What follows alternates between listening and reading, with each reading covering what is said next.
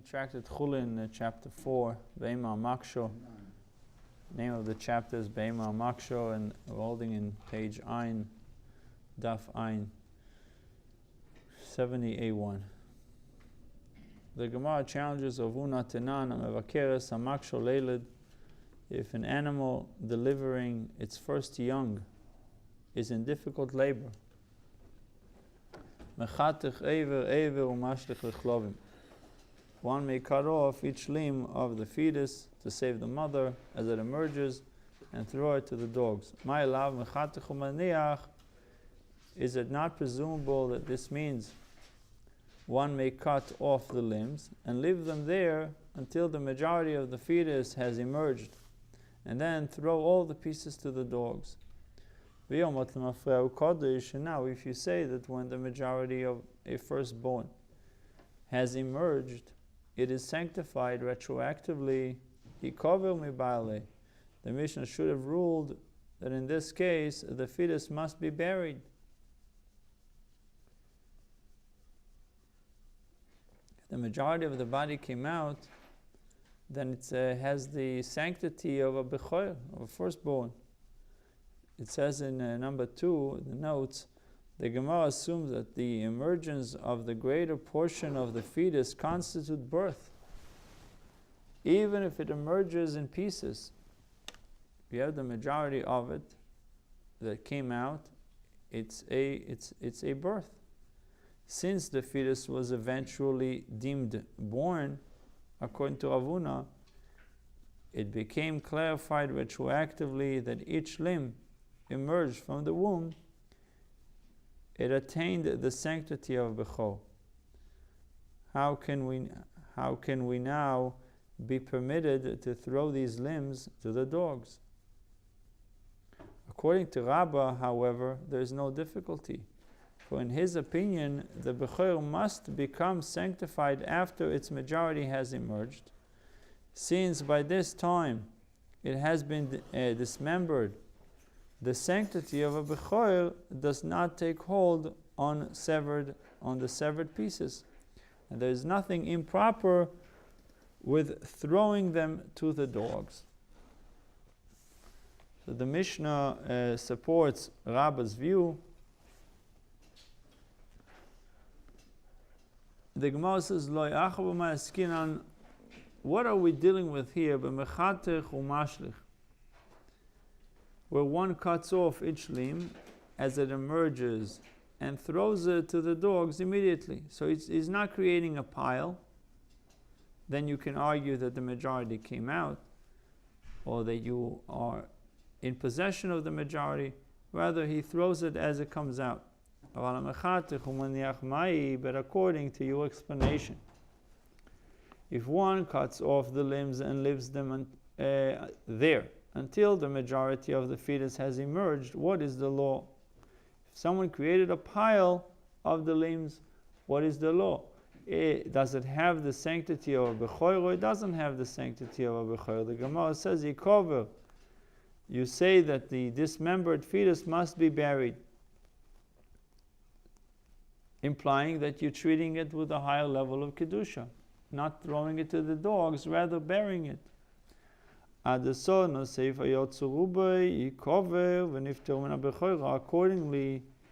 instead of teaching in its latter clause, if the majority of the fetus emerged, it must be buried, and the mother is exempted from the law of Bechor, thus introducing a new case, Lifloig velisnei bedidei. The Mishnah should have qualified its initial ruling and taught a limitation pertaining to this case of the first clause itself.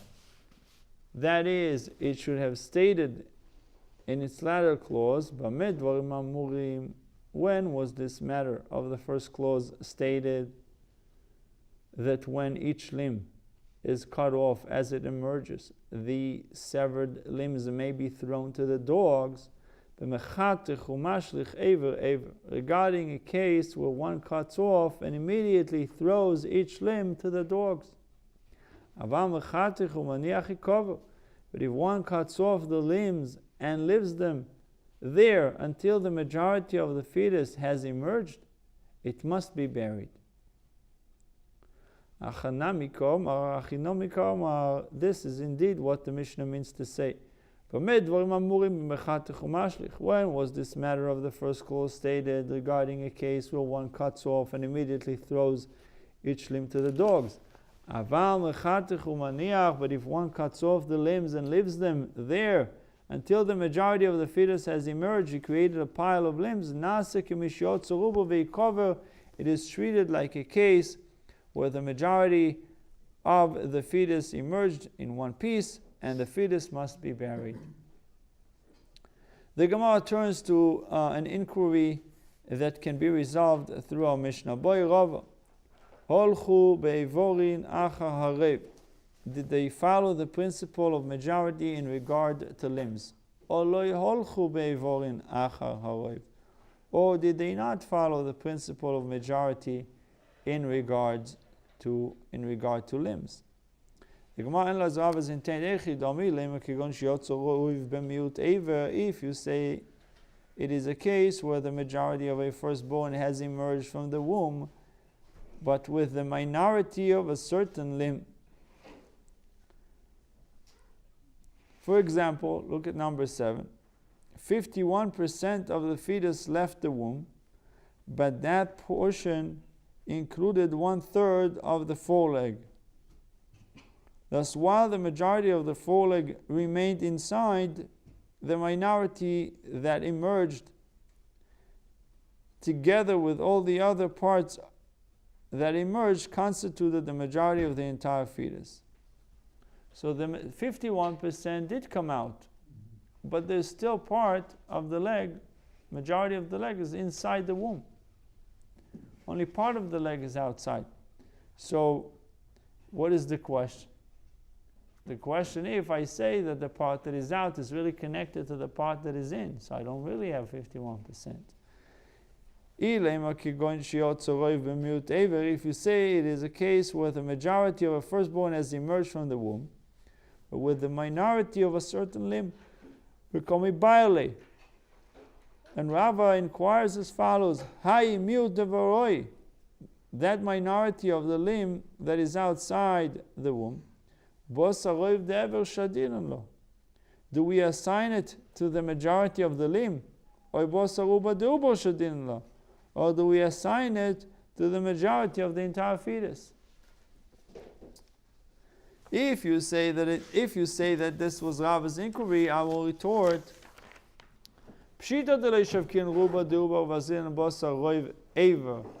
it is obvious that we do not forsake the majority of the fetus and follow the majority of the limb. The Gemara therefore offers another interpretation of the inquiry.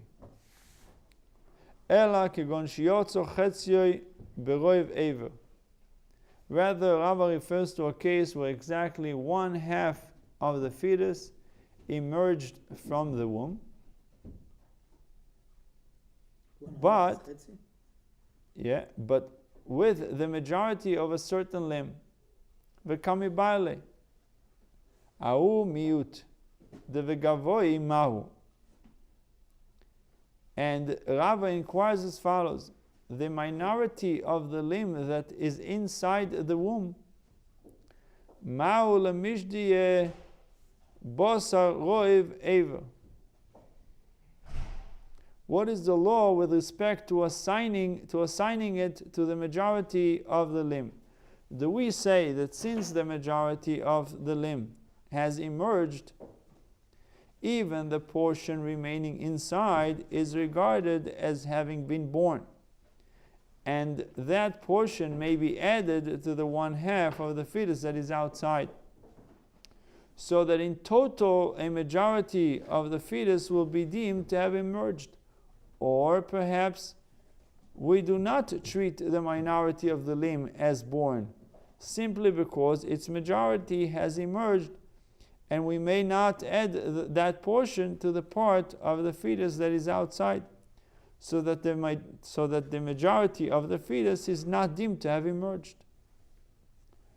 As we said before, what do we follow? We follow the part that is outside. Of the body.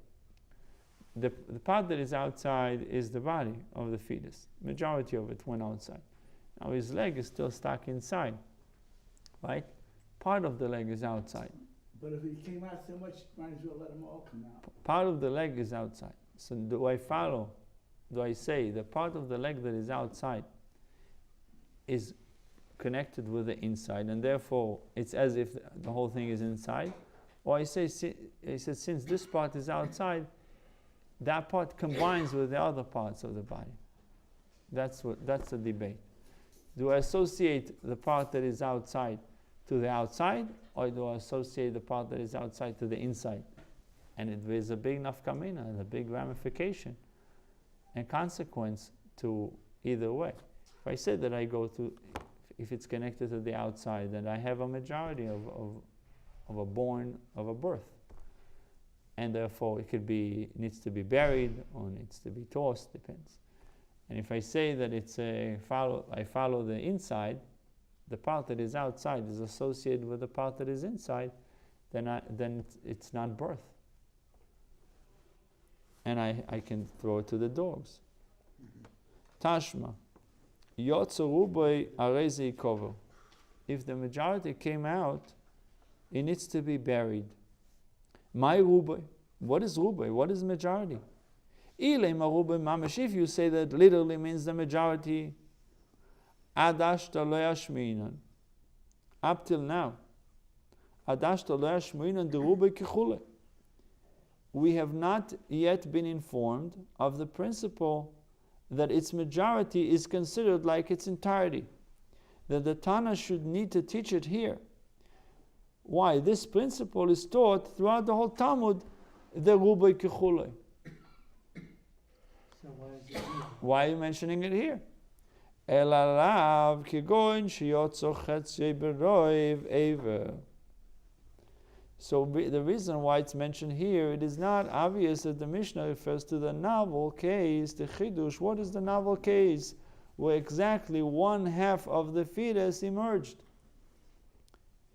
but with the majority of a certain limb. So it's not a simple case of rubai kechulo. It's not a simple case of we following the majority. We have a doubt if we should follow the majority.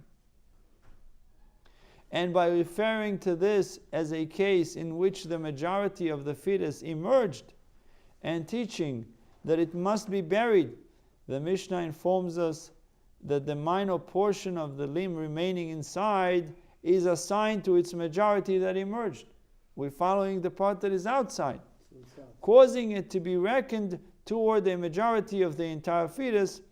That the proof is rejected. The Gemara says, Loi. Kegoin shiyotzo ruboy b'miut eva.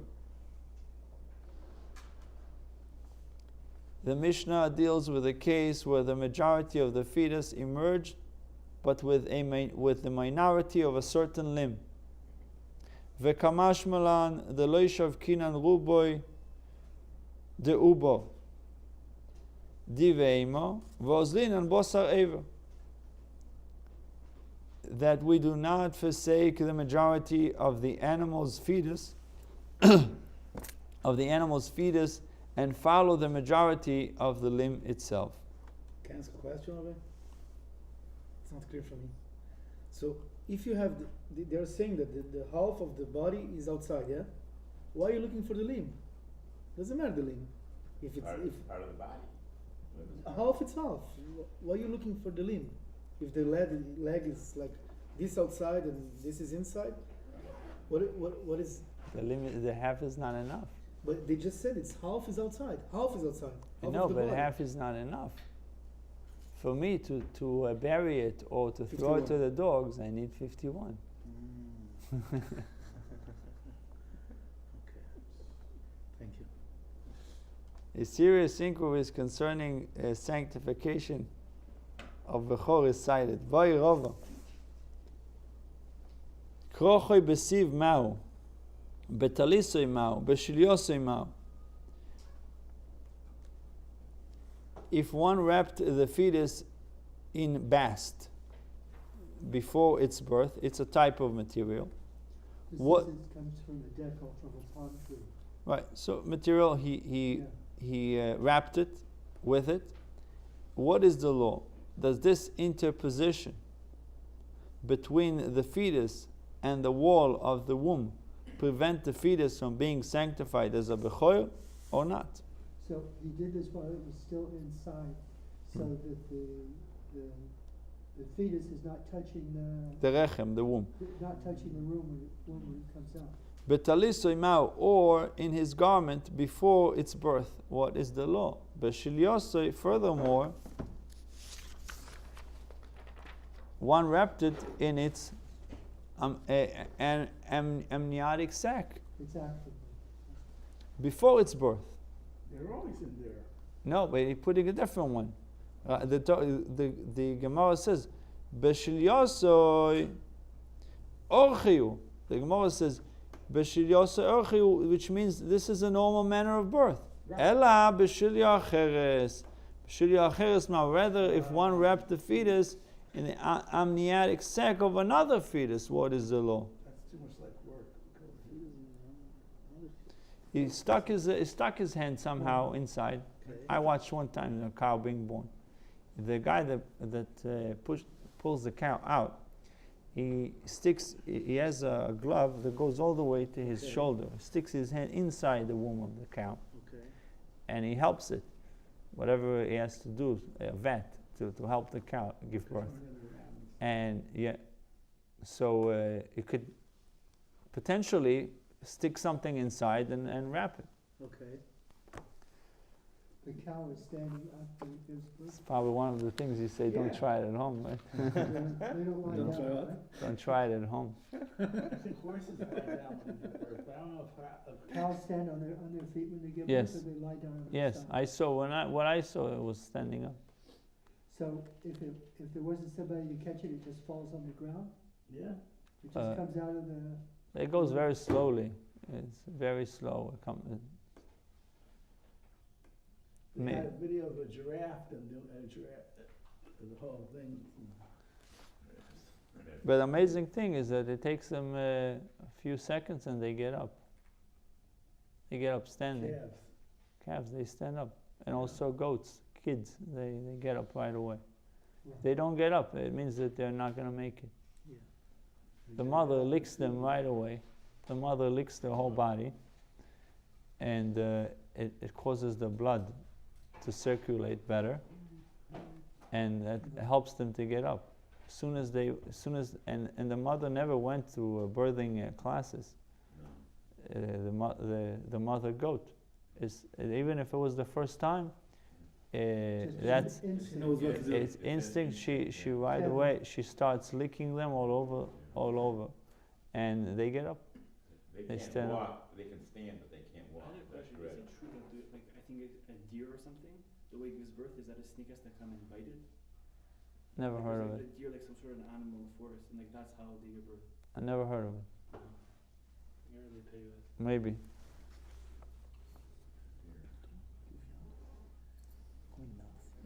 So they can't walk.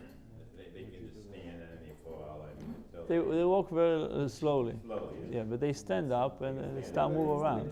They feed from the mother. Yeah, And after a day, they're already jumping around. yeah, amazing. Yeah, Amazing. and nursing. Yeah. So it's also amazing that they know that they should nurse. Right. Animals have a great instinct. Yeah. Babies also. If babies are born 2 minutes later, they're nursing. Babies can't really see, but their sense of smell is very strong. They can locate Right. where they need to go by the smell. Rabbi, I know like putting the hand in there, and like with milk too, a lot of times they have to like artificially like make sure the cow's like pregnant to like keep giving milk and things like that. They put their hands inside to do it. Would that be considered in any way bestiality, or No, like you're doing that? no. It's not a sexual organ. Just checking stuff out. Yeah, It's like you say the same thing with the gynecologist. He does it all day long. Why, is he committing a sin? No. It's a job. Yeah. So Gemara says, what if he did it with B'shiliosei Orchayu? Is Shilia his amniotic sac? It's not a question. Ela B'shilio Acheres Ma'u. But if you're using a different amniotic sac and you're wrapping the fetus with it. In other words, maybe this sounds like it would be the same shadow with a cesarean birth, in other words. Right. Because it's not a normal. Is it really considered a birth or not? Korochatoi ve'achazatoi ve'itziosoi mau. If she, the woman attending the birth, enveloped the fetus in her hands and held it and drew it out of the womb, what is the law? So the lady pulled it out. Hey Chidomi, what is the case to which all these inquiries apply? I denofak derech reishei petarti. What is the case to which all these inquiries apply? If the fetus emerged head first and one wrapped its remainder while it was yet inside the womb, petarti. The fetus has opened the womb by putting forth its head and is automatically sanctified as a Bechor on that basis. Ela denofak derech margeloisov. Rather, the inquiries pertain to the case where the fetus emerged feet first. That's called a breech. Breach, baby. Yeah. A further inquiry, if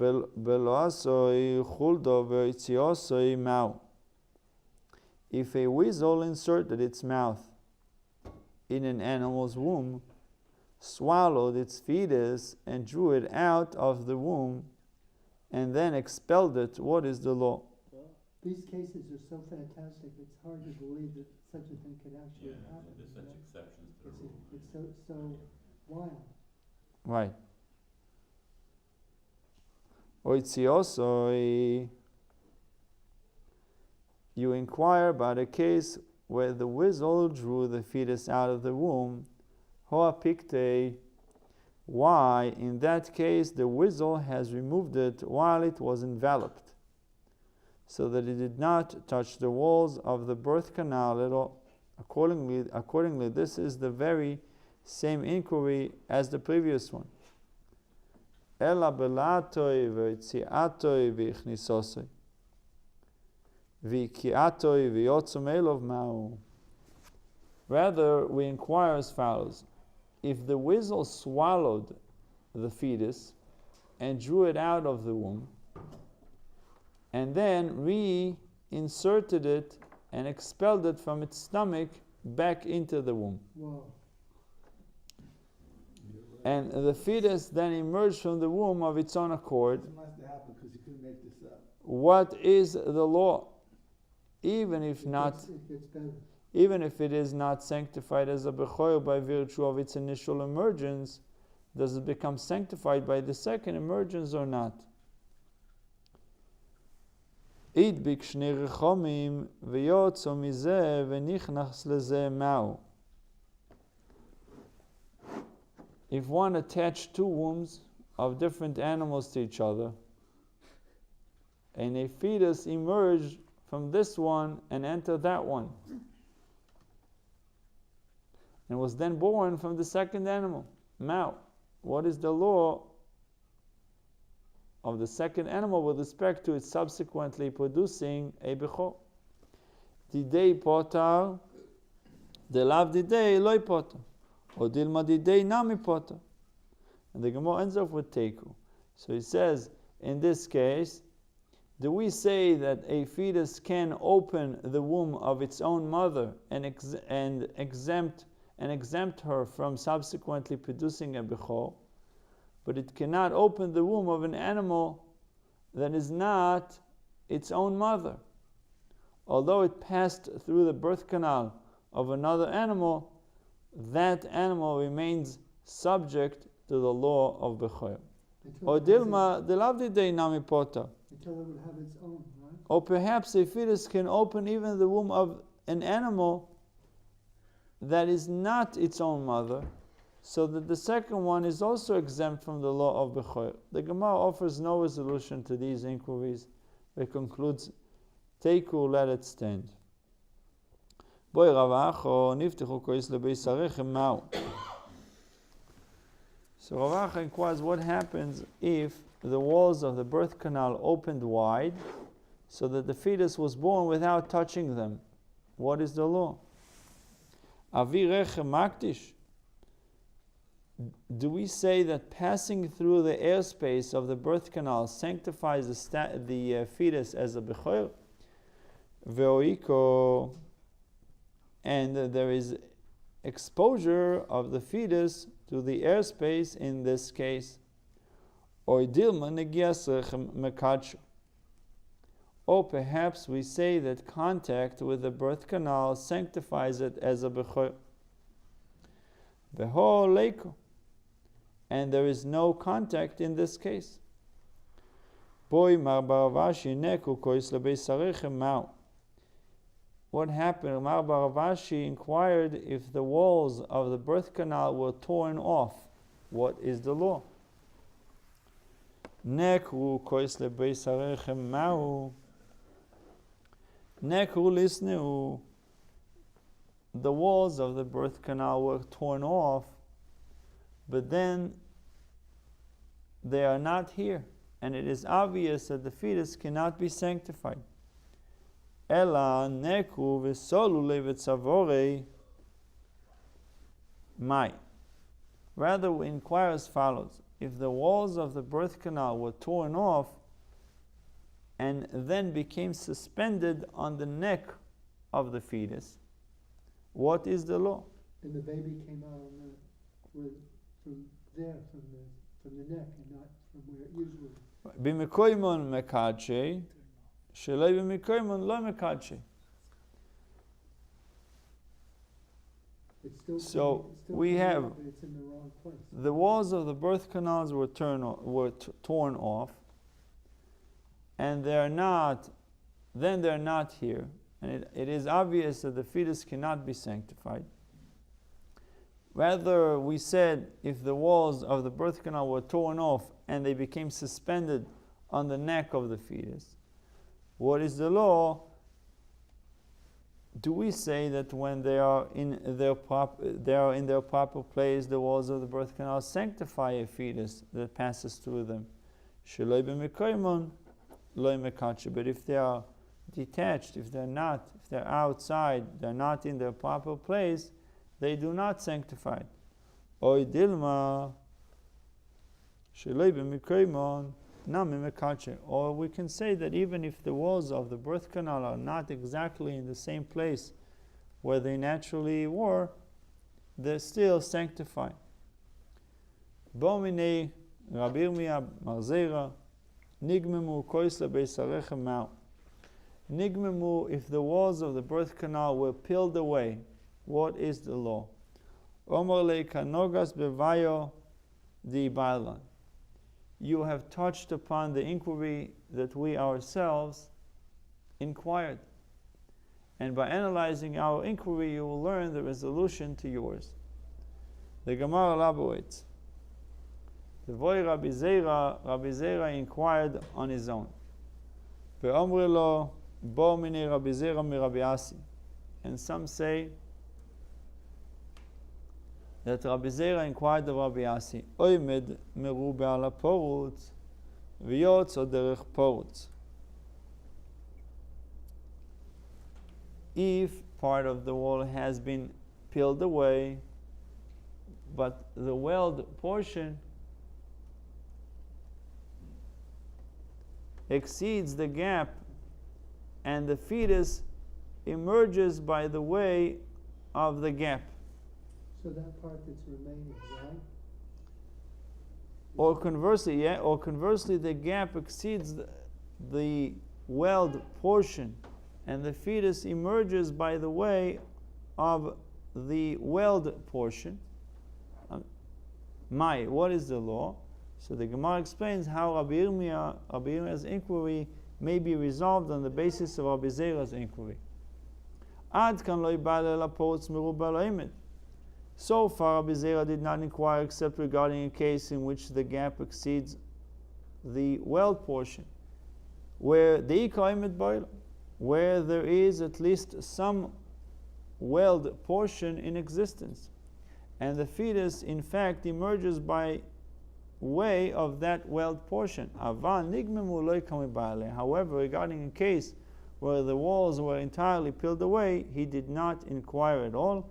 Learn from this that when the walls are entirely peeled away, the fetus is definitely not sanctified as a bechor. One pause there.